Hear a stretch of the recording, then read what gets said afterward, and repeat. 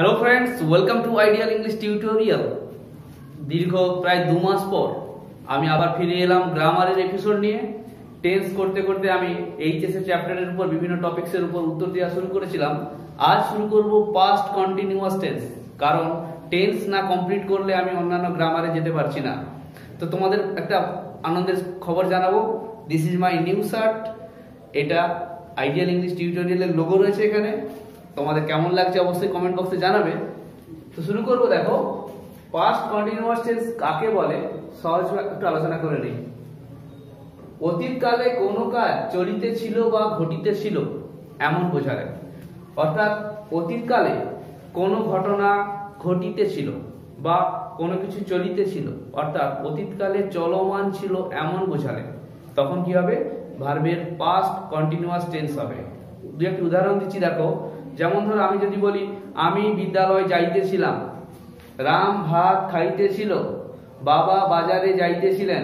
অর্থাৎ অতীতকালে কোনো কাজ যা চলমান ছিল সেটা অতীতের ঘটনা, চলমান বোঝাবে। তারপর বলছি, দেখো নিয়ম কি হবে? সাবজেক্টের পর অক্সিলিয়ারি ভার্ব সমান ওয়াজ অথবা ওয়ার বসে। অর্থাৎ এখানে সাবজেক্টের পরে আমরা ওয়াজ অথবা ওয়ার অক্সিলিয়ারি ভার্ব ব্যবহার করব এবং মেন ভার্বের সঙ্গে আইএনজি যোগ হয়। অর্থাৎ এখানে দুটো নিয়ম মাথায় রাখতে হবে, সাবজেক্টের পরে ওয়াজ অথবা ওয়ার বসবে এবং মেন ভার্বের সঙ্গে আইএনজি যোগ হবে, দুটো জিনিস। কিন্তু তার আগে আমাদের মনে রাখতে হবে যে এই ওয়াজ ওয়ার কোন কোন সাবজেক্টের পর কিভাবে বসে। এর একটি উদাহরণ দিয়ে আমি আগে ভিডিও তৈরি করেছি, তোমরা সেই ভিডিওর লিংক এই ডেসক্রিপশন বক্সে পেয়ে যাবে। তবু আমি আরেকবার বলে দিচ্ছি, মনে রাখবে যে ফার্স্ট পারসন ও থার্ড পারসন সিঙ্গুলার নাম্বারের ক্ষেত্রে সবসময় ওয়াজ হয়, অর্থাৎ আই ওয়াজ। আর কোনো কিছু থার্ড পারসন সিঙ্গুলার হলে, যেমন ধরো রাম ওয়াজ, হি ওয়াজ, ইট ওয়াজ, এ বয় ওয়াজ বসবে। আমি সরাসরি উদাহরণে আসি, দেখো আই ওয়াজ, উই যেহেতু প্লুরাল, ওয়ার, ইউ ওয়ার, হি বা সি ওয়াজ, দে ওয়ার।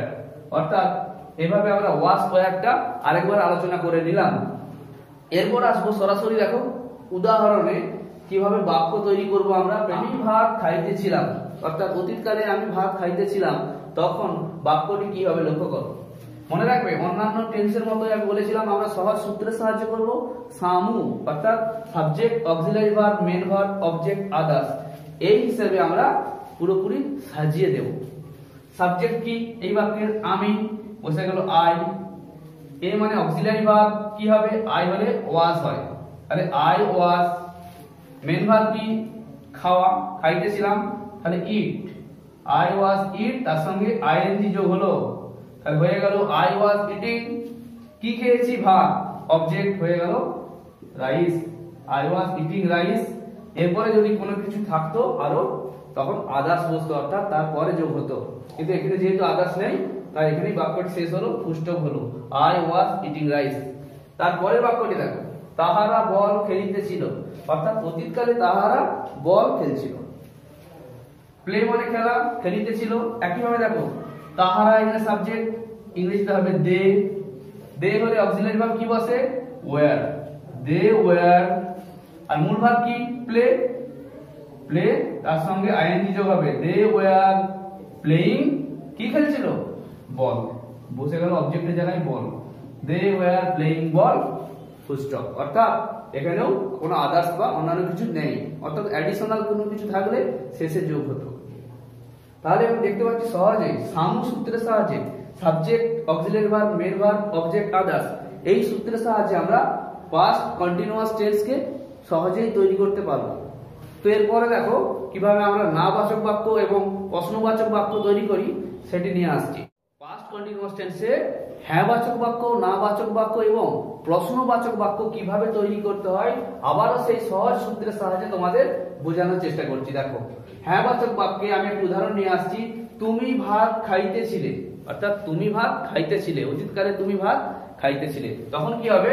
সামু সূত্র হবে, অর্থাৎ subject, auxiliary verb, main verb, object, others, এই হিসাবে কি করব? আমি বস করিয়ে দেব।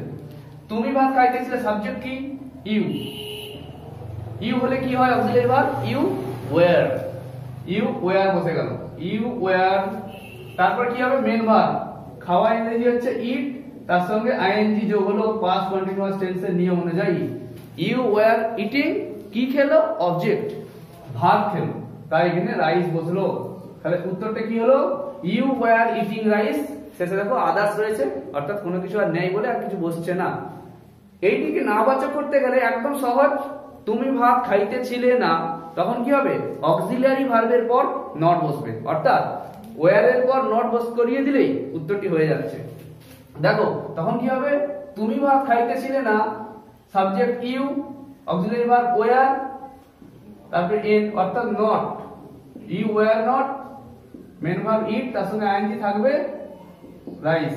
সূত্রটি দেখো, S A N M O O, সানমু, সামু, তারপরে নট যোগ হচ্ছে বা এন, সানমু, সামু সানমু, you were not eating rice দিয়ে শেষে ফুল স্টপ। এরপর জানতে হবে যে প্রশ্নবাচক বাক্যটা কিভাবে হয়, কারণ আমাদের মনে রাখতে হবে যে প্রশ্নবাচক বাক্য কনস্ট্রাকশন আমাদের খুব ভালো করে শিখতে হবে, কারণ বাক্যকে উত্তর দেওয়ার জন্য আগে প্রশ্ন শিখতে হয়। তাই প্রশ্নবাচক বাক্যটা আমাদের ভালো করে বুঝতে হবে। দেখো এখানেও একই রকম একটি সূত্র রয়েছে, অক্সিলিয়ারি ভার্বটি কি হবে, প্রথমে চলে আসবে, অর্থাৎ অক্সিলিয়ারি ভার্ব এখানে সাবজেক্টের আগে বসবে। প্রথমে দেখো অক্সিলিয়ারি ভার্ব বসবে ওয়্যার, তারপরে বসছে দেখো সাবজেক্ট ওয়্যার ইউ, মূল ভার্বের সঙ্গে আইএনজি যোগ, ইট থেকে হয়ে গেল eating, were you eating, object rice দিয়ে ইন্টারোগেশন মার্ক বা জিজ্ঞাসা চিহ্ন বসবে এখানে। সূত্রটি কি হলো তাহলে, আসমু, A S M O O, were you eating rice, তুমি কি ভাত খাইতেছিলে। তাহলে বন্ধুরা দেখো, হ্যাঁ বাচক না বাচক বাক্য আবার সেই অন্যান্য টেন্সের মতোই সামু সামু আসমু, এই তিনটি সহজ সূত্রের সাহায্যে আমরা কিন্তু সহজেই করতে পারবো। তো এইভাবে তোমরা প্র্যাকটিস করো, যদি বুঝতে পারো আর না পারো দুটোই আমাকে কমেন্টে জানিও। অপেক্ষা করো পরের ভিডিওর জন্য, পাস্ট পারফেক্ট টেন্স। আর তোমাদের কোনো রকম সাজেশন থাকলে, কি রকম ভিডিও তোমরা চাইছো, অবশ্যই কমেন্ট বক্সে জানাবে। ভালো থেকো, আর চ্যানেলটিকে শেয়ার করতে ভুলবে না, লাইক দিতে ভুলবে না, আর করবে সাবস্ক্রাইব যারা নতুন রয়েছো। Love English, English will love you.